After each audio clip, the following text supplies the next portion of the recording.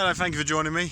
We're continuing our walk along the old railway line from Cheadle to Creswell on the Stoke to Derby line. We're still on the deviation, which I mentioned in the other videos. I had to build the deviation because of a troublesome tunnel on the original line under the hill. So the deviation, as I showed you in the last video, avoids the hill.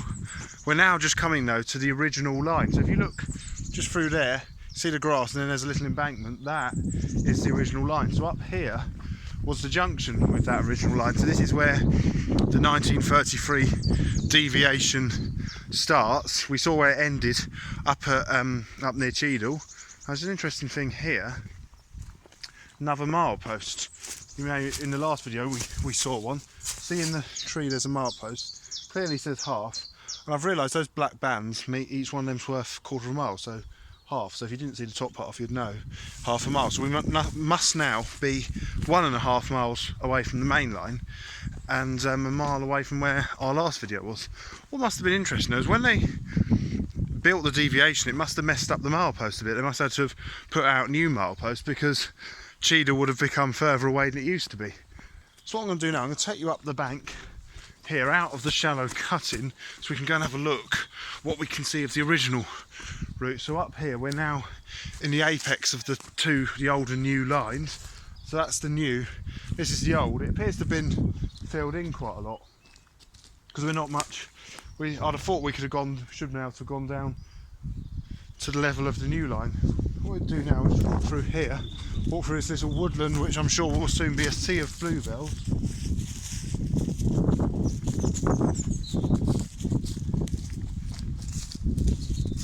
I'm just going to go through these hawthorn bushes where we can have a quite good look at the old route, but unfortunately it's not a public footpath. It looks like it's farmland, so I'm not going to attempt to go any further than this fence here. That is the original railway to Cheadle, looking towards Cheadle. This is the rather overgrown and filled in.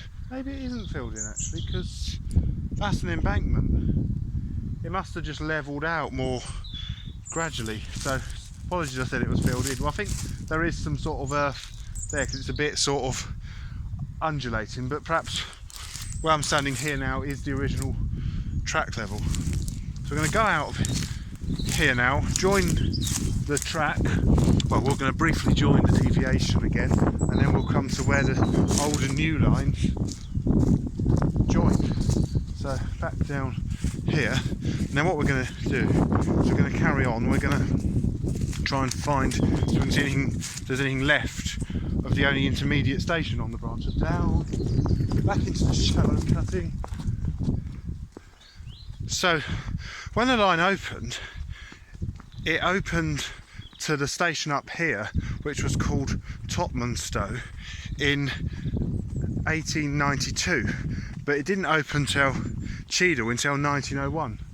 I think it was on New Year's Day 1901 it opened that way, and then of course this is still the new line. So when I said it was filled in, I think now what happened was it must have just they've had to sort of demolish a bit of the embankment to put in this new line. Because if you look there, the embankment, I sort of thought it had been filled in. It's only until I saw the track bed beyond there I realised it hadn't. So it must have just levelled out along here. So we really are now on the section where the old and the new Cheadle branches merge. And then when we get past this farm, we should find the old station at Topmanstow. It was originally called Topmanstow, but then they renamed it Tean after the village, which is about a mile in that direction, called Upper Tean. So we're just going to carry on along here. So here, I think we are, fair to say now, we are back on the original branch. I'm just passing a farm full of cows, which are being very quiet. Can't really show you them because the hedge and the bracken is in the way. Oh look, there's an old sleeper there. So there's still some sleepers. It's also quite interesting to note how there's a lot of ballast still on this track bed. The other interesting thing I said about that troublesome tunnel, apparently what happened was, because it collapsed a few times, it was if the passenger service was suspended, they kind of said, oh well, you know, it's tough. I don't know if they put a replacement bus on in those days, but they couldn't afford to not run the colliery traffic. So what actually used to happen was, despite the tunnel being worked on, they managed to get coal trains through by, there must have been a loco trapped on the northern side of the tunnel. It would shunt the wagons into the tunnel, and the men would be working on a platform at the roof of the tunnel, but the platform was high enough to allow wagons to pass underneath. So the loco trapped on the northern end would push the wagons into the tunnel, and another loco would come up here and couple up to the wagons and bring them out again. So they still managed to run the coal train. We're now coming into quite a deep cutting of stone cutting, so it's changed quite considerably. And then up there is a road. I'm not sure if it's after this road bridge where the old Topman Stowe, later named Tean station, was, or if it's the next one, but it certainly is quite soon. So you can just imagine the original North Staffordshire locos coming through here with their coal trains. In latter years it'd probably been a Fairbairn tank with maybe some wooden bodied carriages taking workers up to Hanley. And then of course, in even more recent years, Class 47 would have come along here in 1985 with a load of intercity Pullman carriages. I mean, that must have really been a sight. So it must have been quite a fascinating railway line. This bridge is clearly, you can see the original bridge, and then they've put a more newer abutment in and bridge deck. But it's muddy down. And then I think, so there clearly can't have been a station here, there's just not enough room. But there's another bridge. So I think after the next bridge is where Tean station was. And we should no doubt find out very soon. So that's looking that way.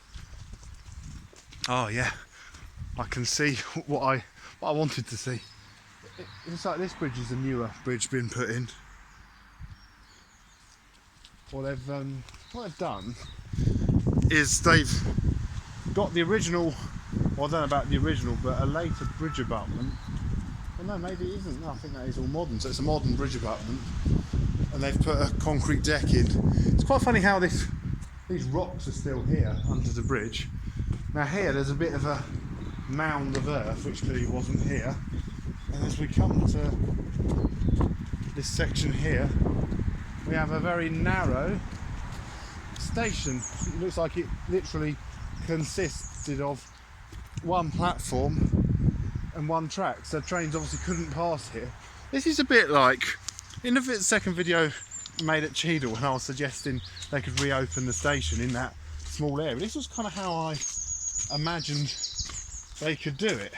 Just very small, you know, just one platform. Train could shuttle up and down here. They could open this station again. I'm sure people would use it if it went into Stoke-on-Trent, or maybe they ever build a light rail system in Stoke-on-Trent, which we discussed when we did the old Leek to Stoke line. Maybe they could also have some tram trains running along the main line and then come more light rail up here. So we've now come to the end of the platform. I think if we go up here, we can say we've stood on the platform, and then I'll leave the video here. So yeah, we're kind of on the platform, a very overgrown platform, but here we are at the old Tean station, originally named Topman Stowe station, on the Cheadle line. Thank you very much for watching, and goodbye.